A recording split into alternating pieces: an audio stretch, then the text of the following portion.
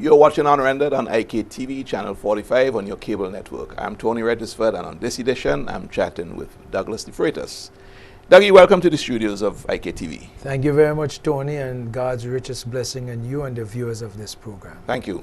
Now, I introduced you with two handles, really, BDS and Nice Radio. Let's talk about BDS before we get into the essence of Nice Radio. BDS came from, the acronym came from the sound system. Because as a DJ, I had developed this name called Best Disco Sound. Right. Some people say breadfruit, dashing, and sweet potato. And you'll accept that too? Well, because I was in agricultural exports at the time. Right. Now tell me, your interest in radio, where did that all begin? Well, for many years now, maybe 40 years, I'm an amateur radio operator. And a licensed one, duly licensed through all the examinations and so forth. So I've been on the air in amateur radio and speaking to people all over the world. So radio always fascinates me. And also, because I was involved in music as a disc jockey for so many years, right, I wanted to have an FM radio station. And since in the days of Milton Cato, I used to bombard them with the issue of issuing me a license. Right. I almost got it one time before they left office. Right. Yeah. Now, it was the James Mitchell government that actually freed up the airwaves, Yes. if you want to call it that. Liberation of the airwaves. Right, and granted license to many operators. Yes. You were one of them. What was the inspiration for you to start Nice Radio, and what was the theme of Nice Radio meant to be? Well, Nice means National Interactive Concern and Enlightening. National, because we want to speak to people all over St. Vincent and the Grenadines and the diaspora. Concerned about the issues that affect us, social issues, economic issues, all the things that affect human life. Right. Interactive, because we love this, to speak and interact with the people, because people feel a sense of being, you know. We're not just talking one way, but people could call you and interact. Right. And enlightening, because you try to enlighten people's mind from all the different perspectives that this interaction brings to the table. So in a large measure, you've been around now for 15 years. 15 years. On the radio. Do you think you've achieved that? I think so. I think so. I think Nice Radio is extremely popular. We have been rated #2 for the last 8 years. I remember when there was a poll done, and I can't remember how long ago it was.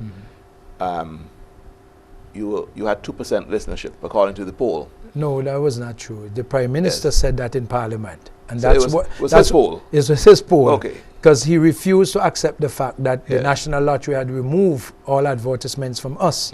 And Major Leacock in Parliament put the question and said, this is the poll. This is the #2 radio station. How could you advertise on a radio station that has 2% listenership and not a Nice Radio? And he said Nice Radio has 2%. So Randy D and myself flipped the script and we said we're just 2% radio, but we're 98% love. So that sort of defined Nice Radio. Just 2% radio, 98% love. From there on.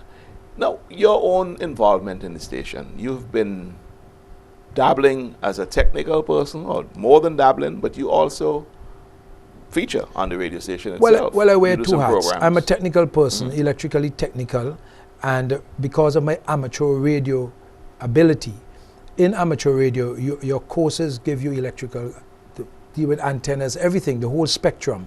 So I know radio inside out. But also as a disc jockey, I had this interaction with the crowd and people as an artist does. Right. And so being on the radio was a natural to me. Nice Radio, some people would say that Dougie DeFreitas used this tool, this media tool, for his own personal agenda to get rid of the ULP, for want of a better way of putting that. Do you think you can understand why people may say that? Well, first of all, you have to define agenda. Because during the James Mitchell administration, And as a person who supported and still support the New Democratic Party, I've done so also critically. I've spent many times, live broadcasts, whatever, discussing, criticizing Sir James and Pierre Campbell in particular, those two men, on the radio. And also, Prime Minister Gonzalez, in his early days when he was trying to get into office, I invited him to Nice Radio, and he came several mornings on Nice Radio and was a guest with me and spoke to the nation. He also had advertisements on Nice Radio for many years, and they stopped it for their own political reasons. So I don't buy that. I run a radio station. I don't run a political party. I am not a member of the New Democratic Party. I've always said that, because I reserve the right to speak. And under Westminster system, in which we believe in collective responsibility, I don't want to be part of that shackle. And so I wouldn't allow that to happen. Because if I want to criticize the New Democratic Party, which I do sometimes on the radio, and the NDP supporters get upset with me sometimes and say a lot of things, I say, well, Nice Radio has an agenda for a better country. Let's look at some of the programs that you do, Dougie. You are on early in the morning on your radio station, and you've got this program, Breakfast with God. What is the objective of that program? I am a Christian. I'm proud to say that I love the Lord. I love Jesus. He is my Savior. I cannot avoid proclaiming His word. And one of the things that I promised God in a vision before I actually got the radio on the air, that He was in a vision with me, and I promised Him Morning Joy, Sunday Morning Joy, and Breakfast with God. And so I do Breakfast with God, not for popularity, but for the proclamation of the kingdom of Christ. Here's what some of your critics would offer up. Your Breakfast with God program is immediately followed by an assault, very often immediately followed by an assault, an affront on the Prime Minister.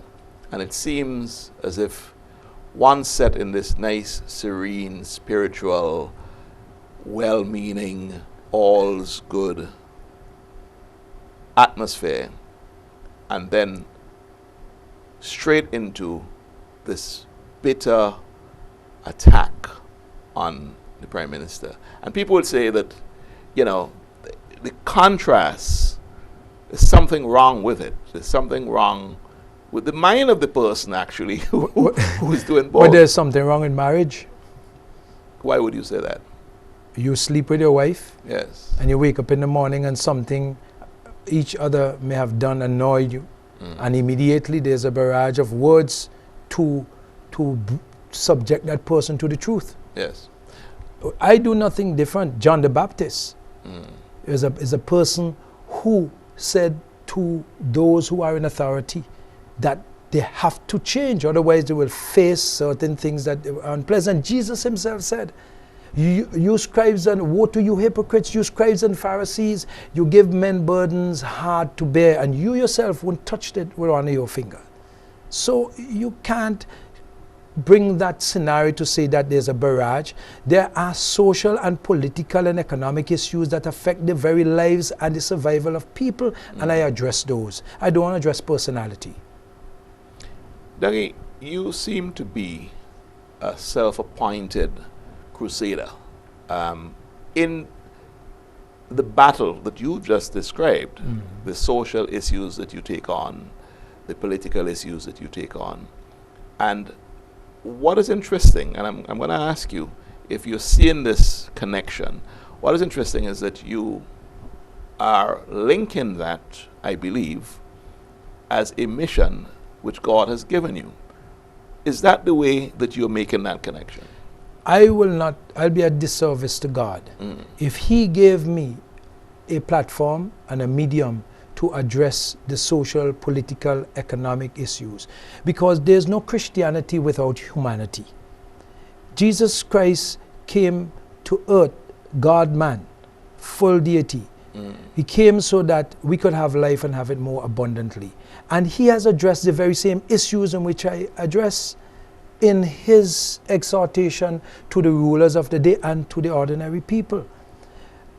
For you to sit in your own little comfort zone, look at people suffering, dying, starving because of political victimization or religious victimization, because that happens too, even in St. Vincent and the Grenadines.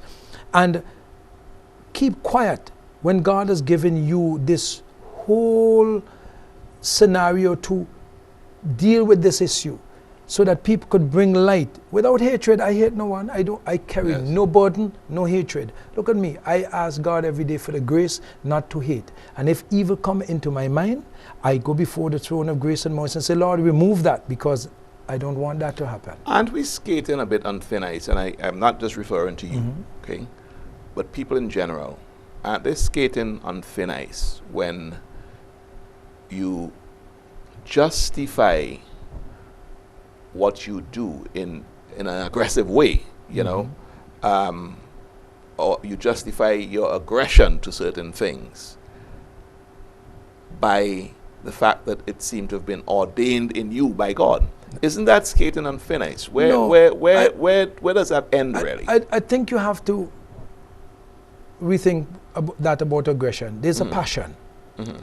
It's not aggression, it's a passion. Aggression is when you want to do harm. I seek not to do harm. I seek to bring tough love. I say things and it may seem harsh, but this is to bring you to that point where I could jolt you and to say, this is a reality. This is what is happening. And if you don't change and rearrange, then we are in trouble. Unfortunately, the messenger sometimes got beat up too, yeah? You see yourself as the messenger? I am a messenger. Let's look at your personal relationship with Ralph Gonsalves, because I believe you are a family. It's my second cousin. Right, so I don't know how much of the nation knows this, but so Dr. Gonsalves is your second cousin. And you've had a relationship. For a matter of fact, wasn't Gonsalves your lawyer in a legal matter that you had in the United States? Yes, he was actually in St. Vincent. He Right. had a different lawyer in America. Right. He only brought some documentation that I had here, up there. Right. And so he can't practice in America. Right. So, but was he involved in but he was yes, legal matter that you had? And he is ULP, and I am NDP, and I hired him as a lawyer. This Can't was before he was in power. This before he was Yes. in power. Can you see that there was no ill feelings to me whether or not what he wants to support? Where did the relationship get strained, if at all it is strained? With me, it is not strained. Dougie DeFreitas, it is not strained. Prime Minister Gonsalves lives in a political cocoon of dictator-type politics based from the whole communist regime. The father of communism has moved on, and Gonsalves is still in that position where you dictate. I believe that I address that issue because you cannot live in a participatory world when one person is dictating the way you should live and define where you should live. I resent that, and I forever will object to that and speak against that once God gives me strength. So you're seeing yourself as a soldier through the media for addressing what you consider to be under the rule of a dictator. Is that what is driving you and fueling your program material on Nice Radio? It is, because if you look at Eric Gary, what has happened in Grenada, people allow Eric Gary to do the same thing, and then it ends up in violence. If you look at Michael Manley in Jamaica, he has brought Jamaica to the point where it cannot even recover up to today, and it brought violence and straight division among colors, political colors, and gunman kind of politics. I don't want to see that in St. Vincent. If you looked at Dominica in the days of Patrick John and those where you end up had a coup in Dominica, and then you go to Haiti where you have all this confusion. If we allow this to fester, if we allow a strong man to take total control, it is only human nature. The more power you receive and the more authority you get, you believe you become invincible. And then people all of a sudden get tired and fed up, and then there's violence. And I will have not to We see are that. at the end of this section, but I want to pick this up because what you are saying, you are making the assumption that your assertions are correct, okay? Based on history, And based on your reading of it, yeah. I'm talking about Dr. Gonsalves, and you are putting him akin to Eric Gary and all these dictator-type characters. So you're making that assertion, and we're assuming that is you are assuming that it is true. I want us to pick that back up when we come back from the break. Problem. This is Unrendered, and my guest is Douglas DeFreitas. He's the owner and proprietor of Nice Radio. We'll chat some more with him when we come back.